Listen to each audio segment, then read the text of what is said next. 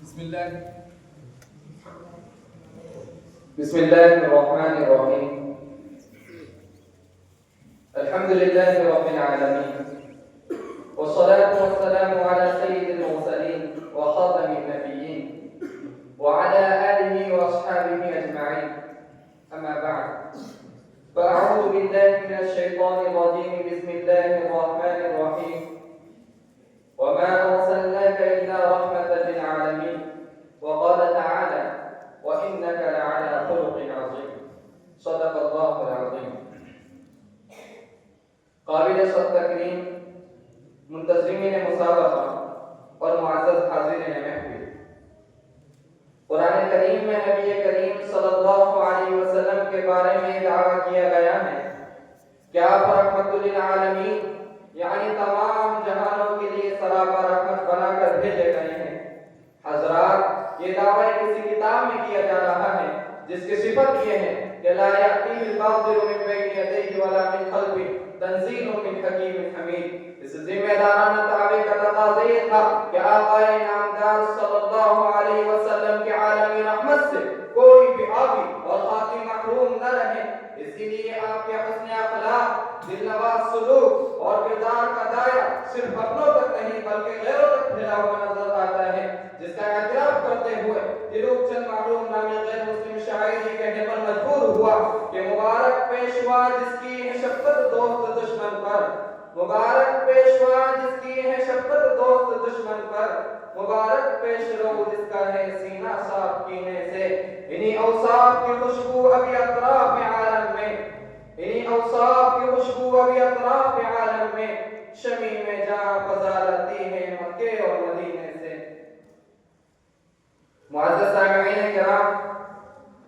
مکی دور کی مظلومانہ زندگی کا مطالعہ کیجئے یا مدنی دور کی حاکمانہ زندگی کا جائزہ لیجئے۔ نبی رحمت صلی اللہ علیہ وسلم کی کتاب زندگی کے اوراق غیر مسلموں کے ساتھ عفو و درگزر اور شفقت و مہربانی کے واقعات سے بھرے ہوئے ہیں۔ غیر مسلموں کے ساتھ آپ کا برتاؤ اور طرز عمل کہ سب سے عمدہ مثال آپ کا سفر طائف ہے، جہاں وحشیانہ ظلم و بربریت کا نشانہ بننے کے باوجود آپ نے ان ظالموں کے حق میں بددعا کرنا گوارا نہیں فرمایا، حالانکہ ملائکہ آپ کے چشم و ابرو کے اشارے کے منتظر تھے۔ اسی طرح پیغمبر امن کا جذبہ ترحم اس وقت بھی جوش مارنے لگتا ہے جبکہ سراقہ بن مالک سوٹوں کی لالچ میں آپ کے تعاقب میں پہنچتے ہیں، آپ کو زندہ یا مردہ پکڑ کر قریش کے سامنے پیش کر دینے کا سودا ان کے دماغ پر سوار ہے، لیکن نصرت الہی کا دست غیب آپ کی یافی کرتا ہے اور سراقہ مجبور مقہور ہو کر آپ صلی اللہ علیہ وسلم کے سامنے پیش ہوتے ہیں۔ ایسے موقع پر آپ صلی اللہ علیہ وسلم کا دریا رحمت چھلک اٹھتا ہے اور سراقہ کے سنگین جرم کو یک لفظ معاف کر دیا جاتا ہے اور پروانہ قتل کا مستحق پروانہ امن لے کر واپس لوٹ جاتا ہے۔ حاضرین محفل، منصب نبوت پر فائز ہونے کے بعد مکی زندگی میں وہ کون سا ظلم تھا جو آپ پر روا نہیں رکھا گیا، لیکن کیا مجال ہے کہ آپ کی طرف سے کوئی انتقامی کارروائی کی گئی ہو، بلکہ عالی ضربی کی انتہا تو یہ ہے کہ آپ نے کبھی بددعا یا جملہ بھی اپنی زبان سے نکالنے کو پسند نہیں فرمایا۔ ہم دیکھتے ہیں کہ کفار مکہ نے ہمیشہ ہارے ہوئے حلیف کی طرح پروپیگنڈو و جبر و تشدد سے کام لیا، مگر وہ کبھی بھی آپ کے اخلاق اور سیرت کردار کے حوالے سے کوئی منفی تاثر پیدا نہیں کر سکے، اور وہ ایسا کر بھی کیسے سکتے تھے جبکہ آپ کے حسن سلوک اور دلبرانہ کردار کا سکہ دشمنان اسلام کے دلوں پر بھی چڑھ چکا تھا۔ گرامی قدر سامعین، یہ بات تو ہی مکی زندگی، دوسری طرف اگر مدنی دور پر نظر ڈالی جائے تو وہاں کی حاکمانہ زندگی میں غیروں کے ساتھ آپ کا برتاؤ اور طرز عمل پہلے سے کئی زیادہ کریمانہ نظر آتا ہے۔ ہم دنیا سے پوچھنا چاہتے ہیں کہ وہ کون ہے جس نے مدینہ پہنچ کر سب سے پہلے یہودیوں اور دیگر قبائل سے پرامن معاہدے کیے؟ وہ کون ہے جس نے اسلام کا جعلی لبادہ اوڑھے ہوئے بدترین کافر یعنی منافقوں کے ساتھ سال ہر سال تک رواداری کا سلوک کیا؟ آپ مجھے بتائیے کہ وہ کون ہے جس نے مستحقین قتل اسیران بدر کو فدیہ لے کر رہا کر دیا؟ جی ہاں، وہ محمد عربی صلی اللہ علیہ وسلم ہے، جنہوں نے صلح حدیبیہ کے موقع پر دب کر صلح کرنا تو گوارا کیا، لیکن جا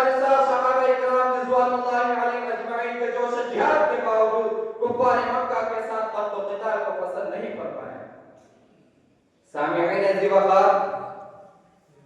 پیغمبر رحمت صلی اللہ علیہ وسلم کی رحمت للعالمین اس روز اپنی آب و تاب کے ساتھ نمایاں ہوتی ہے جبکہ آپ مکہ میں فاتحانہ داخل ہو رہے ہیں. ادھر اہل مکہ اپنے ظالمانہ سلوک کی وجہ سے لرزور اندام ہیں، لیکن چشم فلک نے آپ کے حسن سلوک اور آپ کو درگزر کے منظر بھی دیکھا ہے کہ آنسوئے حیات تنگ کرنے والوں کو امن و امان کے پروانے دیے جا رہے ہیں. لسان نبوت سے الیوم یوم الرحمہ کا زمزمہ بلند ہو رہا ہے، انتم الطلقاء کی صدا گونج رہی ہے اور جانی دشمن حاضر ہو کر دامن حقوں میں جگہ پا رہے ہیں. خدا کی قسم دنیا کی تاریخ ایسے رحمت الحاکم اور بے کرے لطف و کرم کی مثال پیش نہیں کر سکتی. 100 بار تیرا دیکھ کے عفو ترحم، 100 بار تیرا دیکھ کے عفو ترحم، ہر باغی و سرکش کا سر آخر ہو چکا ہے. اے چشمہ رحمت بھی ابھی انت و امید، اے چشمہ رحمت بھی ابھی انت و امید، دنیا پہ تیرا لطف سدا عام رہا ہے. سامعین اکرام، پیغمبر اکرم صلی اللہ علیہ وسلم کی سیرت کے تابناک نقوش ہمیں دعوت فکر و عمل دے رہے ہیں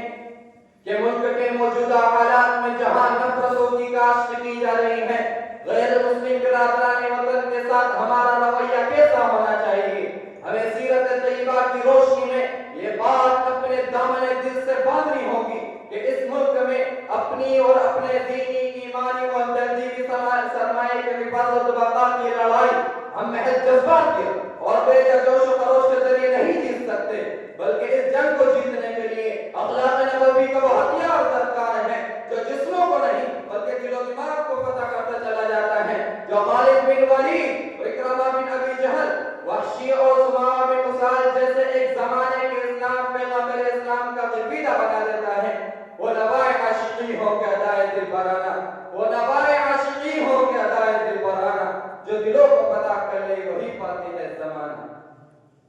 حاضرین محفل، اگر ہم اپنے ایمان و عقیدے کے حدود اور اساسیت کا پورا پاس و لحاظ کرتے ہوئے